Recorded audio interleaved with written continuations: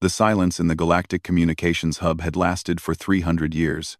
Commander Zeth Ka of the Hegemony Council stared at the massive display screens that showed the Outer Rim territories, where the warning beacons still flashed their ancient message: Quarantine Zone, do not enter, Deathworld species present. 3 centuries ago, the galaxy had made a decision that would haunt them forever. The humans of Earth, those terrifying apex predators from the third planet of a yellow star, had been isolated after the Treaty of Containment. The galaxy had collectively agreed that some species were simply too dangerous to interact with. Humans were one of them. Zeth Ka remembered the stories passed down from his grandfather, who had witnessed the brief period when humans first made contact with galactic civilization. The tales were the stuff of nightmares. A species that evolved on a world where everything tried to kill everything else. A planet where the very weather could destroy entire cities. Where creatures with fangs and claws hunted in packs. Where the ground itself could split open and swallow buildings whole. But it wasn't just their world that made humans terrifying. It was them. They were persistence predators. Chasing their prey until it collapsed from exhaustion. They could survive injuries that would kill any other sapient species. They formed emotional bonds so strong that they would throw themselves into certain death for complete strangers. Most disturbing of all, they seemed to enjoy conflict. The decision to quarantine Earth had been unanimous among the 743 species of the Galactic Council. The humans had not objected. In fact, their representative, a frightening female with predator's eyes named Sarah Chen, had smiled with too many teeth and said, "That's probably for the best. We'll be here when you need us." Those words had chilled the assembled delegates to their cores. For 300 years, the galaxy had prospered without the humans. Trade flourished, wars became rare diplomatic disputes, and the gentle species of the galaxy finally felt safe. The humans remained in their quarantine zone, and long-range scans showed they had developed faster than light travel, colonized dozens of systems, and built massive space stations. But they respected the quarantine. They stayed in their assigned sectors and never ventured into galactic space. Until today. "Commander." Lieutenant Velna's voice cracked with panic as she rushed into the communications center. "Sir, we're receiving a distress signal from the Andalari system." Zeth Ka's 3 hearts nearly stopped. The Andalari were one of the most peaceful species in the galaxy, known throughout the civilized worlds for their poetry and philosophical insights. Their world was a paradise of floating cities and crystal towers, home to nearly 4 billion gentle souls who had never known war. "What kind of distress?" Zeth Ka demanded, his claws extending unconsciously as his ancient flight instincts kicked in. "Pirates, sir. But not ordinary pirates. These are the Iron Claws, and they have a full battle fleet. 60 ships. Maybe more. The Andalari security forces have 12 patrol vessels at most." Velna's voice trembled. "Sir, they're broadcasting on all frequencies. They say they'll start killing civilians in 6 hours if the Andalari don't surrender their entire planet's treasury." Zeth Ka felt his stomach turn to ice. The Iron Claws were the most vicious pirate organization in the galaxy, made up of the worst criminals from a dozen species. They were known for keeping their promises about killing civilians. "Where's the nearest hegemony fleet?" he asked, though he already feared the answer. "Admiral Korv's 3rd Fleet is the closest, sir. They're 47 hours away at maximum burn." 47 hours. The Andalari would be dead in 6. Zeth Ka stared at the display showing the location of the Andalari system. Just beyond it, separated by a thin line of space, lay the human quarantine zone, the very boundary the galaxy had sworn never to cross. "Sir?" Velna's voice was barely a whisper. "What do we do?" For a long moment, Zeth Ka said nothing. He thought about the reports he'd read about human military capabilities during their brief contact with galactic civilization. Before the quarantine, human ships had been decades behind galactic technology, their weapons primitive, their shields weak. But they had fought with a ferocity that had terrified even the warrior species of the galaxy. That was 300 years ago. What had they built in all that time? "Sir, I'm receiving another transmission," Velna announced, her voice tight with confusion. It's from Earth," Zethka spun around so fast his chair nearly toppled. That's impossible. Human technology can't reach this far into galactic space. Sir, the signal is coming through quantum entanglement networks. It's instantaneous across any distance. Velna's eyes were wide with shock. They're requesting permission to assist the Andalari. The silence in the command center was deafening. Every technician, every officer, every aide stopped what they were doing and stared at the main screen. The message was simple, displayed in perfect galactic standard. This is Admiral Sarah Chen of the Terran Defense Fleet. We have intercepted the distress call from the Andalari system. Request immediate permission to render assistance. Time is a factor. Please respond. Zethka's mind raced. Sarah Chen. The same human who had agreed to the quarantine 3 centuries ago. If she was still alive, that raised disturbing questions about human lifespans that he didn't want to consider. Sir, Velna whispered. How did they get quantum entanglement technology? That's theoretical even for us. The energy requirements alone should make it impossible. Before Zethka could answer, another message appeared on the screen. Commander Zethka, of the Hegemony Council Communications Hub. I remember you from the Academy on Zentari Prime. Your grandfather spoke highly of you during the quarantine negotiations. We don't have time for extended discussions. The Andalari will die if we don't act within the next 4 hours. Our fleet can reach them in 3. All we need is your permission to cross the quarantine boundary. Zethka's legs gave out, and he collapsed into his chair. He did remember Sarah Chen from the academy. He had been a young cadet then, barely past his first molting. She had been visiting as part of a cultural exchange program before first contact had gone so terribly wrong. She had looked to be in her 30s then. A young woman by human standards, that was over 300 years ago. She should have been dead for centuries. Sir? Velna prompted gently. What are your orders? Zethka stared at the screen, weighing the consequences. If he refused, 4 billion innocent Andalari would die, while the galaxy's closest fleet was still 2 days away. If he agreed, he would be authorizing the first breach of the quarantine in 3 centuries, potentially unleashing the most dangerous species the galaxy had ever known. But the Andalari were dying right now. Open a channel, he said quietly. Sir, open a channel to Earth. Maximum encryption. The screen flickered, and suddenly Zethka was staring into the face of Admiral Sarah Chen. She looked exactly as he remembered her from the academy, not a day older. Her dark hair was pulled back in a military style, and those predator's eyes were focused with an intensity that made his scales itch. Commander, she said simply. Good to see you again. Admiral Chen, Zethka managed, his voice barely steady. You look, well, she smiled, and he remembered why that expression had terrified so many delegates. Clean living and good genetics. Commander, we're monitoring the situation at Andalari. Our battle analysis indicates the Ironclaws have enough firepower to crack the planet's crust if they choose to. This isn't just robbery. This is potential genocide. Our nearest fleet is 2 days away, Zethka admitted. Ours is 3 hours away, Sarah Chen replied. But we need permission to cross the boundary. I won't violate the treaty. Even for this. Zethka closed his eyes and thought about the Andalari children who would die if he said no. He thought about the gentle poets and philosophers who had never hurt anyone in their lives. Then he thought about what the galaxy had agreed to 3 centuries ago, and why. Admiral, he said slowly, what guarantee do I have that human forces will return to the quarantine zone after this operation? Sarah Chen's expression never changed. My word. That's it? That's enough. For a moment, neither of them spoke. Then Zethka made the decision that would change the galaxy forever. Permission granted, Admiral. Save them. Sarah Chen nodded once. Thank you, Commander. You won't regret this. The screen went dark, and Zethka was alone with his decision and the terrifying realization of what he had just unleashed. Sir, Velna said softly. Did I just see what I think I saw? Contact Admiral Korv. Zethka ordered, ignoring the question. Tell him to increase speed to the Andalari system.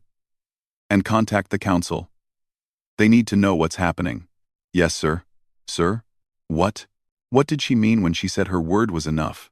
Zethka thought about the stories his grandfather had told him about the brief time humans had interacted with galactic civilization. In all their recorded history, no human had ever broken their word once given. It was one of the few things about them that hadn't been terrifying. Because, he said quietly, humans don't lie about things that matter. As reports began flooding in from monitoring stations along the quarantine boundary, Zethka realized that the galaxy was about to be reminded why they had been so afraid of the species from the Deathworld. The first report came from Station Beta 7, located at the edge of human space. Commander, we're detecting massive energy signatures. Multiple ships emerging from hyperspace.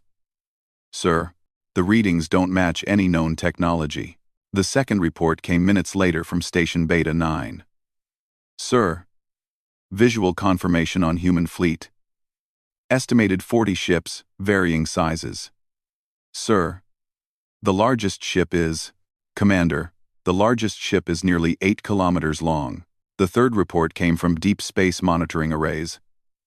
Sir, human fleet has entered hyperspace using technology we can't identify. Estimated arrival at Andalari in 2 hours, 53 minutes. Zethka stared at the incoming data, trying to process what he was seeing. 8-kilometer ships. Technology they couldn't identify. A fleet that could cross the galaxy in under 3 hours. What had humanity been building for the past 3 centuries? His contemplation was interrupted by an urgent transmission from the Galactic Council on Zintari Prime. The image of Chancellor Vex Do appeared on his screen. The ancient Zintari's face creased with worry. Commander Zethka, the Chancellor said without preamble. We've been monitoring the situation at Andalari. You have authorization to take whatever action necessary to preserve Andalari lives. Sir, Zethka replied carefully. I've already granted the humans permission to intervene. The Chancellor's face went through several color changes, settling on a sickly green. You what? Sir, they were the only force capable of reaching Andalari in time. The Iron Claws would have begun executing civilians before any of our fleets could arrive. For a long moment, the Chancellor said nothing. Then he nodded slowly. You made the right choice, Commander. But I pray to the ancestors that we don't all regret it. As the Chancellor's image faded, Zethka turned back to the monitoring displays. Across the galaxy, every major species was scrambling to track the human fleet as it raced toward Andalari. For 300 years, humanity had been a distant threat. Something to worry about in the abstract. Now they were moving, and the galaxy was about to remember why they had been contained in the first place. In the communications hub, technicians worked frantically to maintain contact with the Andalari system, where the countdown to massacre continued. Every few minutes, the Iron Claws broadcast new threats, promising creative tortures for the peaceful inhabitants of the Crystal Cities. Zethka found himself staring at the empty screen where Sarah Chen's image had been, wondering what kind of force he had just unleashed upon the galaxy. The humans had respected the quarantine for 3 centuries, developing in isolation, while the rest of the galaxy prospered in peace. But now the galaxy needed them, and they were coming. In his heart, Zethka knew that everything was about to change. The age of peaceful prosperity was ending, and something new was beginning. Whether that something would be salvation or catastrophe, only time would tell. But the Andalari would live to see it, and for now, that had to be enough. As alarms began sounding across the galaxy, marking the first breach of the quarantine in 300 years, Zethka settled in for what promised to be the longest day in galactic history. The humans were coming, and the galaxy was about to discover what the species from the Deathworld had become. The Andalari poet-philosopher Yelsina had been composing verses about the beauty of their twin moons when the pirates arrived. Now she huddled with 300 other civilians in the crystal archive beneath the capital city of Veltar, listening to the thunder of explosions above as the Iron Claws bombarded the floating cities. The emergency broadcasts had stopped an hour ago. The last message from the Andalari Defense Force had been brief and terrifying. All defensive positions overrun. Civilian populations are advised to seek shelter and await assistance. assistance that everyone knew wasn't coming. Yelsena cradled her young daughter Lila, who kept asking why the bad people wanted to hurt them. There was no answer that made sense. The Andalari had never attacked anyone, never threatened anyone, never done anything but create beautiful art and share wisdom across the galaxy. Their crime was simply existing in the path of monsters who wanted their wealth. Above them, the ancient crystal spires that had stood for millennia were being systematically destroyed by plasma cannons. Each explosion sent tremors through the archive, causing dust to rain down from the luminous ceiling. The children cried, the elderly prayed, and everyone waited to die. Then something strange happened. The bombardment stopped. Captain Vrektor of the Iron Claws flagship, Bloodfang, was having the best day of his career. 60 ships under his command, 4 billion helpless civilians below, and enough treasure on this paradise world to buy his own sector of space. The Andalari had surrendered after barely 3 hours of fighting, their pitiful defense force scattered to space debris. Now he sat in his command chair, savoring the terror in the Andalari Chancellor's voice as the final ransom demands were transmitted. In 4 hours, if payment wasn't received, his crews would begin systematically destroying every city on the planet. The Andalari would pay. They always did. Captain, his sensor operator called out. I'm detecting some kind of hyperspace disturbance. Multiple contacts incoming.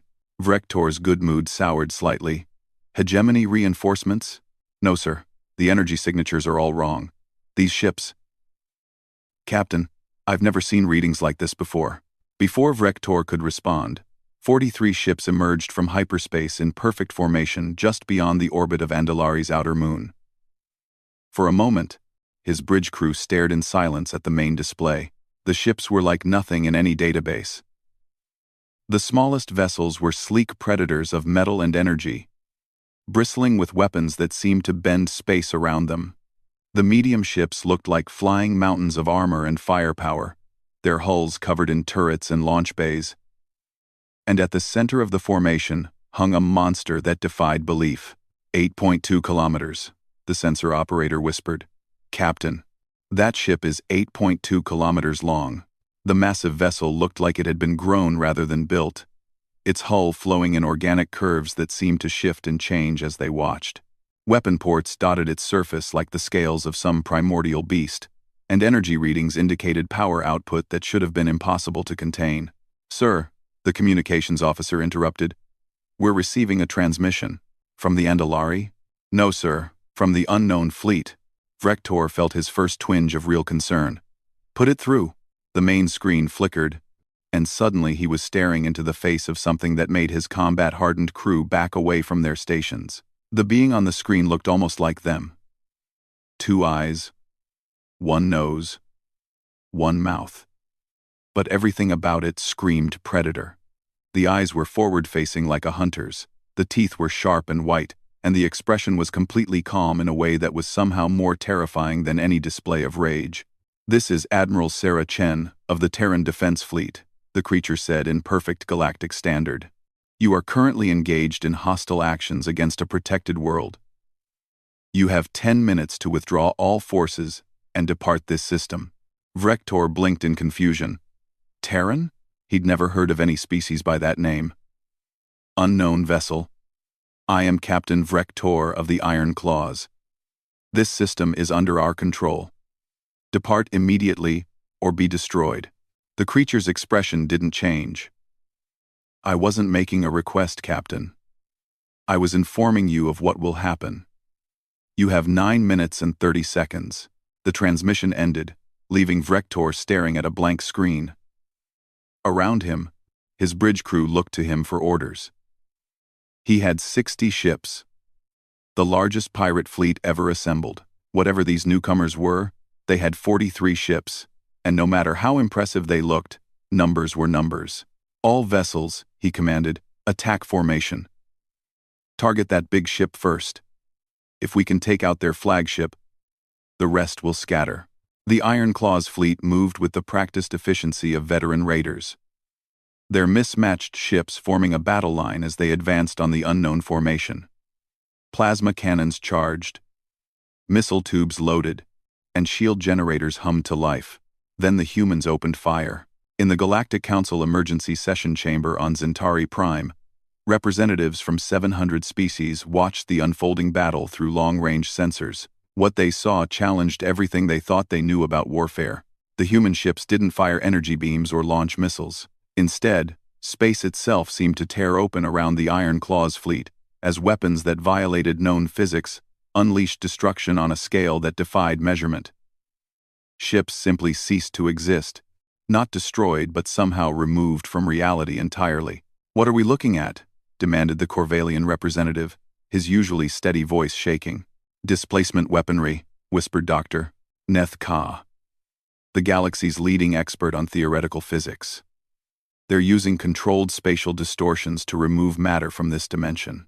The energy requirements should be impossible to generate, let alone control." On the screen, the Iron Claws fleet was dissolving like sand in a storm. Ships that had been considered state-of-the-art vanished in flashes of twisted space. Return fire from the pirates struck the human ships and simply disappeared, absorbed by shield technology that seemed to bend reality around itself. "How long?" asked Chancellor Vextu, his ancient voice barely audible. "How long what, sir?" Dr. Nethka replied. "How long have they been developing this technology?" "Based on what I'm seeing, centuries. Maybe longer. This isn't just advanced technology. It's technology based on fundamental principles we don't understand."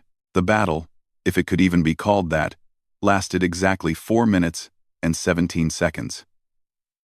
When it ended, 60 pirate ships had been reduced to 17.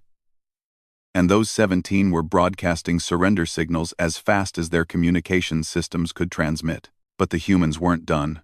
Admiral Sarah Chen stood on the bridge of the TDS Indomitable, watching the tactical display as her fleet moved to secure the Andalari system.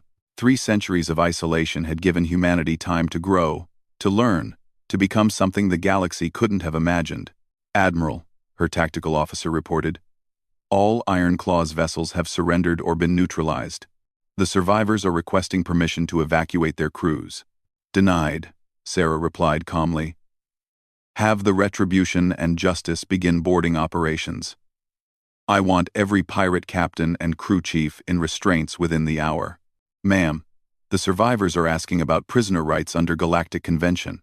Sarah turned to look at her tactical officer, a young man who had been born and raised on the colony world of New Eden. He had never seen an alien in person, had grown up hearing stories of the species that had exiled humanity to the outer darkness. Like most of his generation, he had little sympathy for galactic conventions. "Tell them," Sarah said quietly, "that they forfeited any claim to civilized treatment the moment they threatened innocent civilians. The galaxy wanted us contained because we were too dangerous for polite society. They can't complain when we live up to our reputation." Around the bridge, her crew smiled with expressions that would have terrified any alien observer. These were the children and grandchildren of the humans who had been exiled, raised on stories of the galaxy that had deemed them too violent to exist among civilized species. They had spent their entire lives preparing for this moment. "Admiral," the communications officer announced, "we're receiving a transmission from the Andalari surface. It's from their chancellor." "Put it through."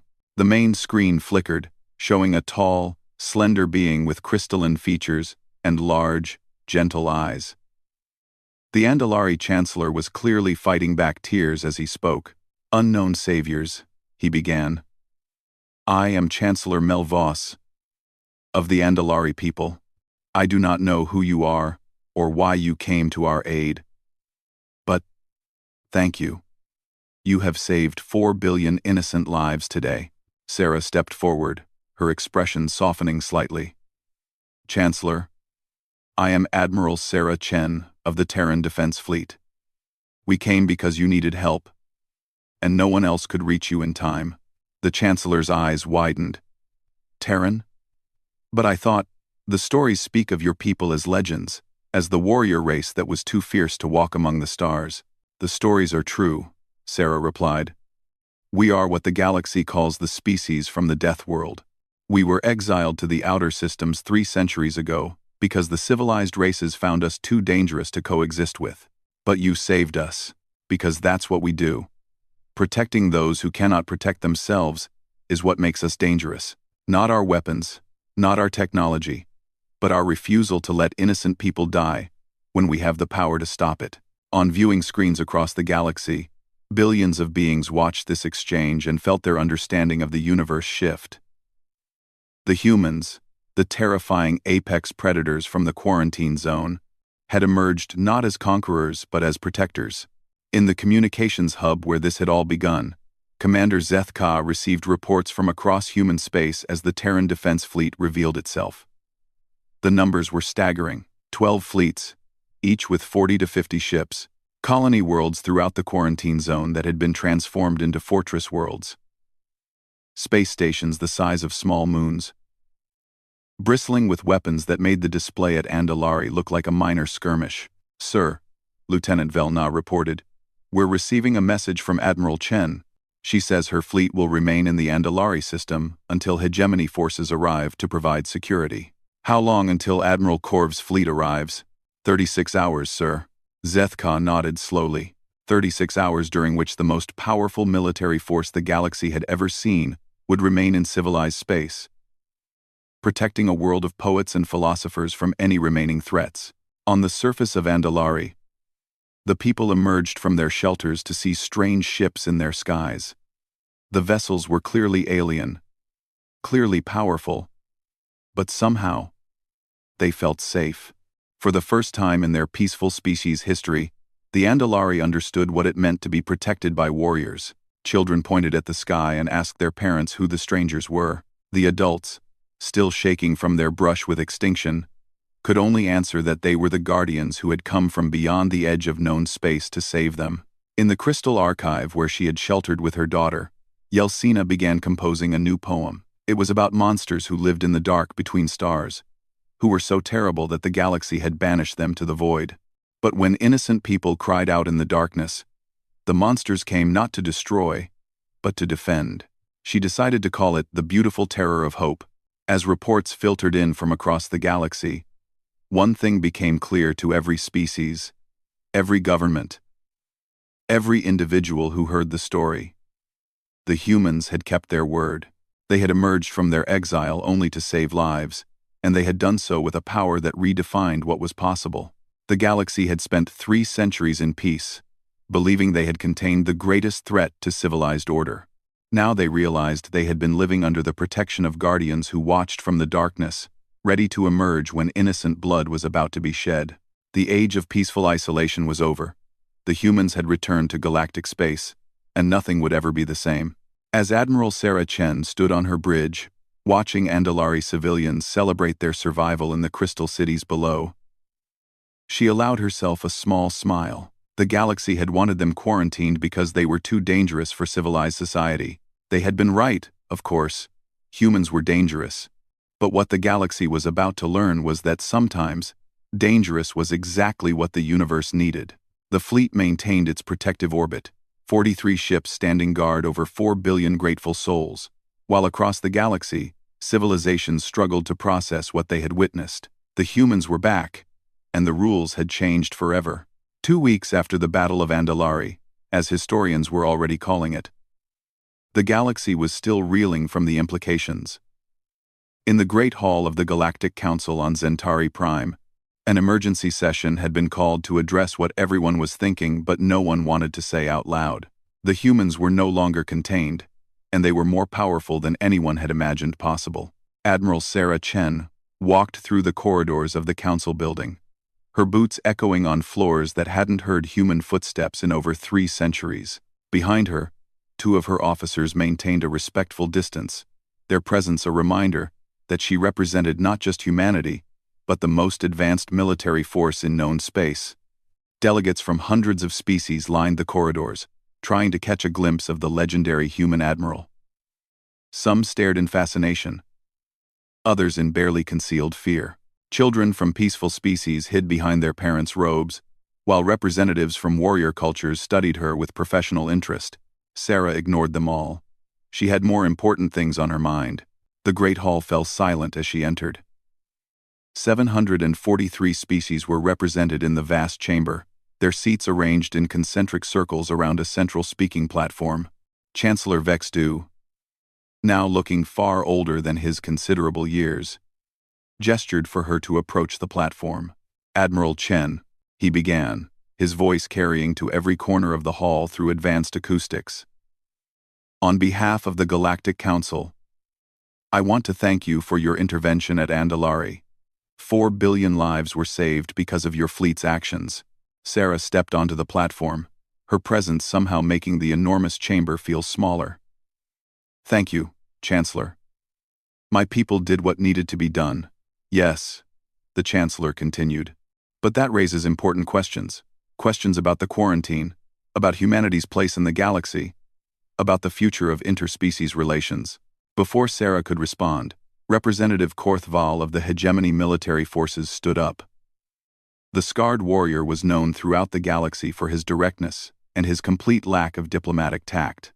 Admiral, he said bluntly, our analysts have been studying the battle records from Andalari.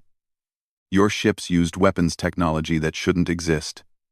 Your smallest vessels could destroy our largest dreadnoughts. How is this possible? Sarah smiled, and several nearby delegates unconsciously leaned back in their seats.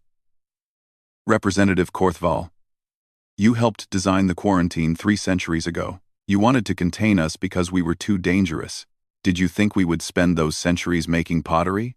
A nervous ripple of laughter passed through the chamber, but Korthval pressed on. Our projections indicated you would develop advanced technology. But what we witnessed goes beyond advanced. Your ships bend space, manipulate matter, and generate energy on scales we can barely measure. This suggests technological development far beyond normal progression curves. You're asking how we did it, Sarah said simply. I'm asking if the galaxy should be concerned about your capabilities. The chamber fell absolutely silent. This was the question everyone wanted answered but none had dared ask. Sarah looked around the vast hall, taking in the hundreds of species that had collectively decided humanity was too dangerous to exist among them. Let me tell you a story, she said, her voice carrying easily through the acoustic systems. 300 years ago, when you quarantined us, we had a choice. We could be bitter about our exile, or we could use it as an opportunity. We chose opportunity. She gestured, and a holographic display materialized above the platform, showing images of human space during the early years of quarantine. You isolated us in the most dangerous regions of space, systems with unstable stars, asteroid fields, gravity anomalies, and cosmic storms that would tear apart most civilized vessels. You thought this would limit our expansion. The display showed human ships moving through environments that made the delegates gasp in horror. Vessels flying directly through solar flares, mining operations in the event horizons of black holes, colonies built in the hearts of asteroid storms. Instead, it taught us to build better. Every challenge you thought would stop us became a lesson in engineering. Every cosmic disaster became a test of our technology. You wanted to contain the species from the death world, so we made ourselves at home in the most dangerous corners of the universe. The images shifted to show massive construction projects, ships being forged in stellar cores, space stations anchored to neutron stars, entire fleets emerging from hidden bases in nebulae that would kill any other species. We didn't just develop technology, Sarah continued. We were forced to master the fundamental forces of reality itself. When your ships need to avoid a gravity well, ours learned to use it as fuel. When your vessels retreat from cosmic radiation, ours learned to harness it as a weapon. Representative Dr. Neth Ka, the galaxy's premier physicist, stood up with obvious effort. Admiral, what you're describing should be impossible. The energy requirements alone would be impossible for species that evolved on garden worlds. Sarah agreed. But we're from Earth. On our world, nothing is impossible. Only temporarily beyond our reach. She gestured again, and the display showed Earth itself. Hurricanes that could level continents. Earthquakes that split landmasses. Volcanoes that could change global weather patterns. You were afraid of us, because we came from a world where everything tries to kill everything else. What you didn't understand is that this didn't just make us violent. It made us adaptable. It made us survivors. Most importantly, it made us protectors. The display shifted to show scenes from human colonies. Children playing in environments that would kill most galactic species. Families thriving on worlds with crushing gravity and toxic atmospheres. Communities working together to overcome challenges that would break other civilizations. Every human child grows up learning that the universe is hostile, but that we can face that hostility together. Every human learns that the strong have a responsibility to protect the weak, because we've all been weak at some point. She paused, looking directly at Korthval. You asked if the galaxy should be concerned about our capabilities. The answer is yes, but not for the reasons you think. Another delegate, this one from the peaceful Valerian Union, stood up. Admiral, what do you mean? I mean that humanity has spent 3 centuries becoming something the galaxy has never seen. We're not conquerors. We're not destroyers. We're guardians. And that's what should terrify you. The confusion in the chamber was palpable.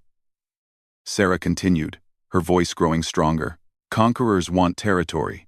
Destroyers want chaos.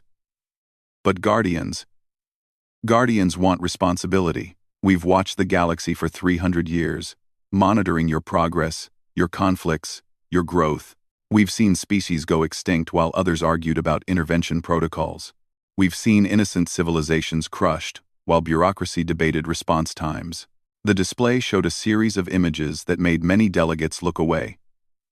Historical atrocities, failed interventions, civilizations that had died while help was debated in committee. You created a quarantine to contain us, but what you really did was create watchers. We've been observing, learning, preparing. Every time injustice occurred while the galaxy debated, we added another ship to our fleets. Every time innocence was crushed while committees formed subcommittees, we built another weapon. Chancellor Vexto leaned forward in his seat. Admiral, what are you saying? I'm saying that the galaxy's 3 centuries of peace weren't just because you contained the dangerous species.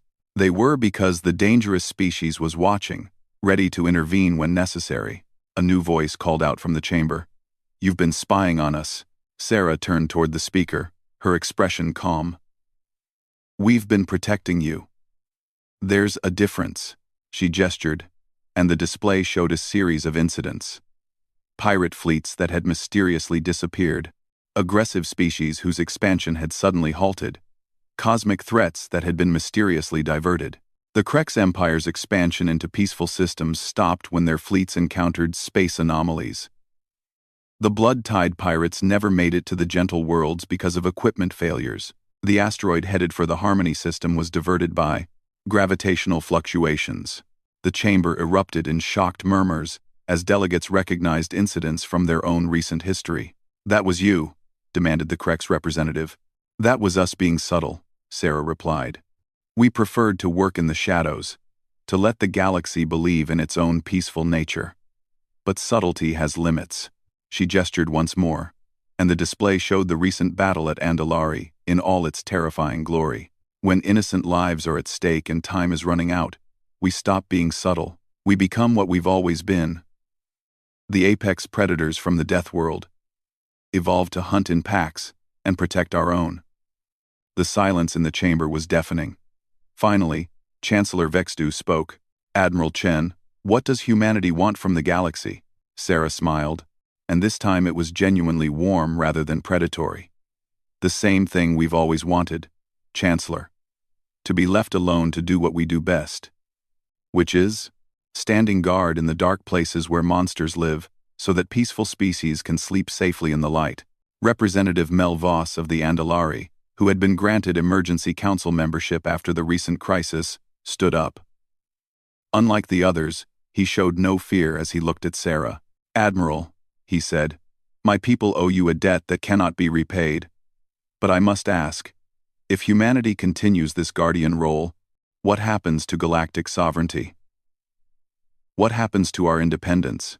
Sarah's expression grew thoughtful. Representative Mel Voss, how has your independence been affected by our intervention? It hasn't. You saved us and withdrew to the quarantine zone. Exactly. Guardians don't rule. We don't conquer. We don't impose our will on others. We simply ensure that those who prey on the innocent face consequences for their actions. She looked around the chamber, meeting the eyes of delegates from dozens of species. The galaxy can continue exactly as it has for the past 3 centuries. Trade, explore, create art, pursue knowledge, live in peace. The only difference is that you'll know there are those watching from the dark who will respond when that peace is threatened. Dr. Nethka raised a trembling hand. Admiral, your technology. Would humanity be willing to share it with the galaxy? Sarah's laugh was genuinely amused. Doctor, our technology was developed by a species that evolved to survive in hell. Most of our tools would kill you just by operating them.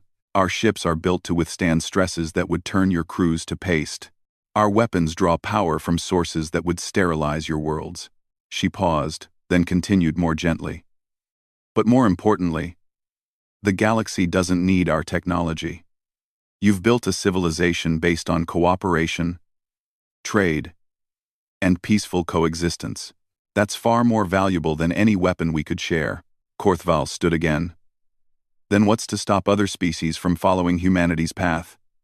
What prevents an arms race? Simple, Sarah replied. We're from Earth. We're the only species crazy enough to colonize the inside of a stellar furnace or build shipyards in the gravity well of a black hole. Evolution shaped us for this. It didn't shape you. She gestured to the display one final time, showing images of human families living in environments that would be instant death for any other sapient species. Every human colony world would kill most of your people in minutes. Our garden worlds have gravity that would crush you, atmospheres that would poison you, and weather that would vaporize your cities. We're not just technologically advanced. We're evolutionarily specialized for surviving in impossible places. The display faded, leaving Sarah alone on the platform. The quarantine will remain in effect, she announced. Humanity will continue to develop in our assigned sectors. We will not seek expansion into galactic space, nor will we interfere in normal diplomatic or commercial activities. Chancellor Vexdu leaned forward. And if another crisis occurs, then we'll do what we did at Andalari. We'll protect those who cannot protect themselves. And then we'll go home. She stepped down from the platform. The galaxy doesn't need to fear us, Chancellor. The galaxy needs to trust us. We've been keeping watch for 3 centuries. We'll keep watching for 3 more. And 3 after that. For as long as innocent lives need protecting. I'm one. I'm one. I'm one. I'm one. As Sarah walked toward the exit, Representative Melvos called out, Admiral, my people want to know. Why? Why protect strangers? Why risk yourselves for people you've never met? Sarah paused at the chamber entrance, looking back at the assembled delegates. Because that's what Guardians do. Representative, we stand between the darkness and the light, not because we expect gratitude, but because it's the right thing to do. She left the chamber, her footsteps echoing in the sudden silence. Behind her, 743 species sat in stunned contemplation of what they had learned. The humans were not contained. They had never been contained. They had simply been waiting, watching, preparing to emerge when the galaxy needed them most. In the weeks that followed, the quarantine boundaries were formally recognized not as a prison, but as a sovereign territory. Trade agreements were cautiously established, though few species dared venture into the dangerous regions humans called home. Cultural exchanges began, though they were limited by the simple fact that most species couldn't survive in human space. The galaxy adapted to its new reality. They were not alone among the stars, and they were not unprotected. Somewhere in the dark between worlds, Guardians watched and waited, ready to emerge when innocent blood was threatened. Children across the galaxy grew up with new stories. Tales of the Watchers in the Void, the Protectors from the Deathworld, the Guardians who came from places too dangerous for others to follow. And in human space, Admiral Sarah Chen stood on the bridge of her flagship, watching the long-range sensors that monitored galactic civilization. Around her, her crew went about their duties with the quiet efficiency of those who knew their purpose. They were guardians, watchers, protectors. They had awakened when the galaxy called, and they would awaken again whenever innocence faced extinction. The distress call that had broken 3 centuries of isolation had done more than save the Andalari. It had announced to the universe that some species were too dangerous to let evil triumph, too stubborn to let innocence die, and too human to ever stop protecting those who needed protection.